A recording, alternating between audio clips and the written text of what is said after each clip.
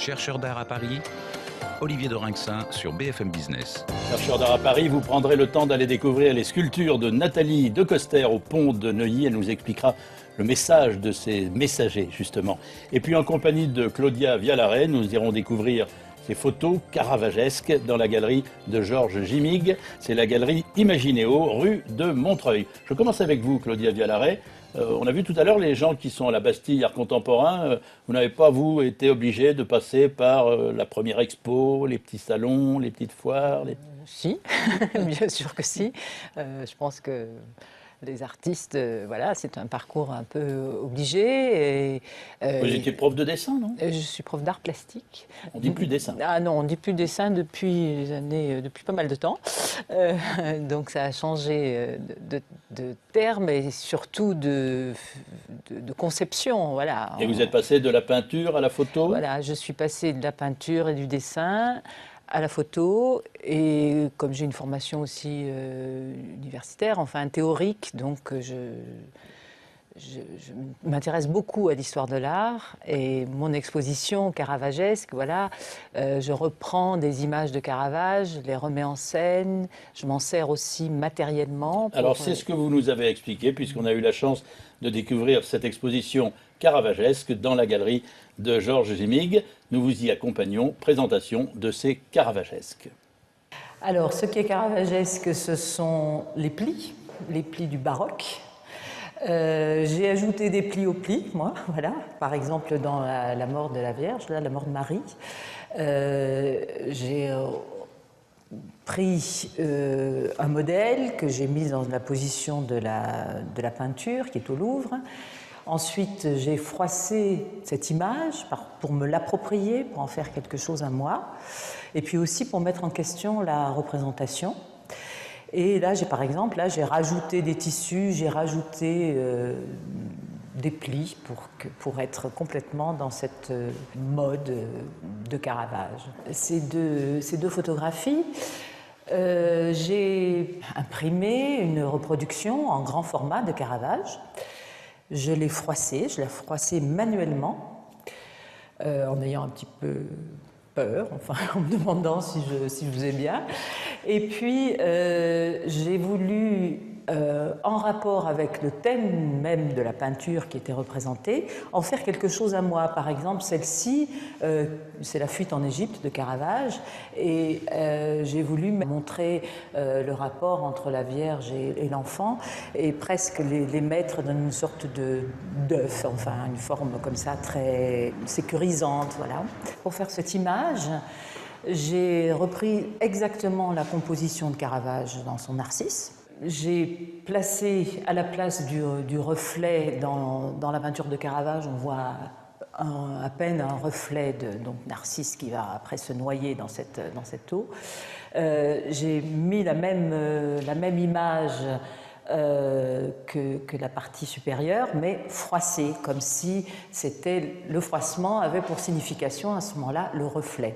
Je me suis représentée, c'est moi-même, pour reprendre la peinture de Caravage qui s'appelle David et Goliath, où Caravage se représente en Goliath mort, décapité, et un personnage tient cette image de Goliath décapité, puisque Caravage se culpabilisait puisqu'il avait tué malheureusement quelqu'un, et il s'est culpabilisé toute la fin de sa vie.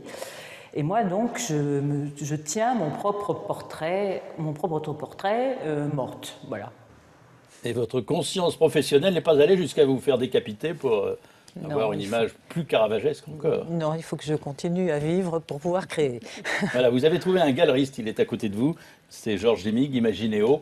Galeriste qui est arrivé là-dedans, alors en venant de l'informatique, une société de service. Moi, pas directement, non, moi j'étais cadre en entreprise, j'ai eu un parcours relativement classique, puis je suis devenu directeur général dans des filiales de grands groupes, etc.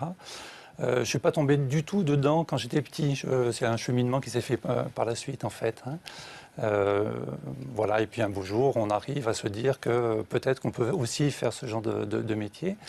Un métier à risque. Un métier extrêmement à risque, mais avec des rencontres extrêmement intéressantes.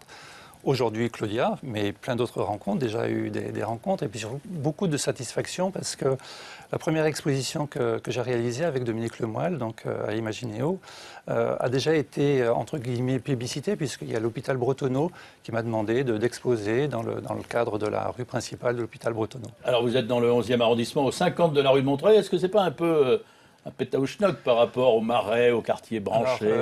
Paris a évolué de toute façon, d'une façon phénoménale, hein, et le 11e arrondissement est un quartier d'artisans au départ, hein, qui change beaucoup. C'est le quartier Bobo, évidemment, mais en même temps, ça change beaucoup. Il y a beaucoup de petites galeries qui ont ouvert.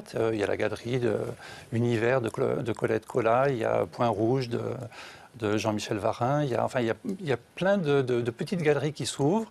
Et je pense qu'en plus, il y a le 37 bis, qui est un lieu assez magique, où il y a une cinquantaine d'artistes qui résident. Donc il faut un quartier vivant pour que vivent voilà, les galeries. Oui, tout à fait. Claudia Villaret, comment est-ce qu'on évolue dans une approche comme celle-là? Là, vous avez réinterprété, vous êtes réapproprié le style caravagesque. Où est-ce qu'on va avec ça? Oui, enfin, c'est pas, je me réapproprie pas le style, c'est pas, c'est quand même un travail un peu conceptuel, c'est-à-dire que j'ai fait une réflexion sur Caravage. D'ailleurs, je fais une conférence sur Caravage le 23 mai à la galerie Colette Collat. Oui. Et c'est une réflexion sur ce peintre que j'ai beaucoup étudié et qui m'a beaucoup touchée, bien sûr, et qui d'ailleurs a des rapports avec la photographie, puisque on découvre peu à peu qu'il avait des techniques proches de la photographie. Oui, ça, je vous laisse ça. Oui, le cadrage peut-être, mais c'est tellement loin en termes de support que, bon, enfin, c'est votre idée, vous la défendrez. Et donc, voilà, c'est plus un travail de processus assez contemporain, d'appropriation, de réflexion et en effet, réinterprétation. Voilà, les caravagesques de Claudia Villaret à la galerie de Georges Imig, la galerie Imagineo. J'en viens à vous, Nathalie de Coster. Alors vous êtes en plein air, vous vivez au grand air, vous avez installé un certain nombre de vos sculptures, grand format d'ailleurs, du côté du pont de Neuilly, c'est sur l'axe qui mène de la Défense jusqu'à la Porte Maillot. Vous nous y avez conviés et, coup de chance, il faisait beau. Alors celle-ci, elle s'appelle Stylite. Et en fait, elle représente la fragilité humaine qu'il faut accepter. Parce que souvent, les gens veulent avoir l'air toujours très fort, impassible, parfait, rien qui dépasse. Et quand on voit quelqu'un qui ressemble à un bulldozer fermé, on n'a pas forcément envie de lui parler. C'est une sculpture qui s'appelle Espace-temps, parce que dans nos vies un peu folles aujourd'hui, tout est sous maîtrise, tout avec des rythmes complètement accélérés. Et les gens sont parfois débordés, mais ceux-ci, ils sont des acteurs dans le temps, ils sont maîtres de leur temps, alors ils jouent avec le temps. Alors celle-ci, elle s'appelle R numéro 2, et elle représente en fait le temps que la personne se donne pour décompresser. C'est une sorte de lâcher-prise. C'est le moment pour moi, et il y a un moment, il faut absolument le mettre comme une priorité pour ne pas se perdre. Voilà. C'est pour la santé physique, mais surtout mentale. Voici des sculptures qui s'appellent Éole et qui représentent aussi la fragilité humaine. On imagine que les pales, avec le vent, peuvent emporter l'être humain que nous sommes. Cette sculpture s'appelle Traces du temps. Alors vous voyez au sol, il y a des traces qui représentent l'accomplissement que l'être humain laisse derrière lui. Et ces accomplissements ne sont pas forcément des choses matérielles, mais aussi des souvenirs, des émotions, des moments de partage. Alors la sculpture est en bronze, c'est un personnage qui fait 2,50 m, qui a des pieds énormes, parce qu'il avance à grands pas, avec une volonté de faire. Alors en l'occurrence c'est du bronze, mais il est très volontaire. Cette sculpture, qui s'appelle Le temps qui passe, est mon symbole. Ce sont deux cercles parallèles qui se croisent. En fait, chacun est dans sa vie et à un moment, les gens vont se retrouver face à face. C'est la rencontre. Cette sculpture s'appelle Frailty Cube. C'est une sorte de protection utopique. Vous voyez, là, le cube, l'air passe à travers. Et en réalité, on est quand même seul face à ses décisions dans la vie, seul face à soi-même. Et c'est ce que ça représente, en fait. Et ce messager vous représente, me représente, nous représente tous. Souvent, les gens me disent « mais c'est un homme ou une femme ?» Je dis « c'est un être humain, point ». Voilà, c'est un message, c'est une philosophie que Nathalie de Coster défend à travers ses œuvres. Ah oui, c'est une vraie philosophie. Je travaille sur la condition humaine et je me suis attachée au sujet de la relation de l'homme face au temps, dans nos vies d'hommes modernes, qui est un sujet quand même assez intéressant et plus que d'actualité parce que ça dure. Et il y a un moment, j'ai envie de partager avec mon public cette prise de conscience de la valeur du temps et de ce qu'on peut en faire malgré ce qu'on pense. Donc c'est installé du côté du rond-point de Madrid, du côté sur la place, sur l'avenue Charles de Gaulle à Neuilly, au bout de l'avenue Charles de Gaulle, en allant vers la Défense. Comment réagissent les gens qui passent au milieu? Ça va du la poussette, l'enfant, le promeneur du Val? Ah, mais c'est formidable. Alors, ça commence à partir d'une esplanade qui est en face d'une église qui s'appelle Saint-Jean-Baptiste, où il y a beaucoup de passages, parce qu'il y a des grosses entreprises qui travaillent là. Donc, il y a beaucoup d'hommes d'affaires qui passent à l'heure du déjeuner. Mais je vois aussi des familles, des enfants qui sautent, qui passent dans les sculptures, qui sautent. J'entends des commentaires. Alors, parfois, je mets un bonnet sur la tête pour pas que les gens me reconnaissent parce qu'il y a des affiches où je suis en photo.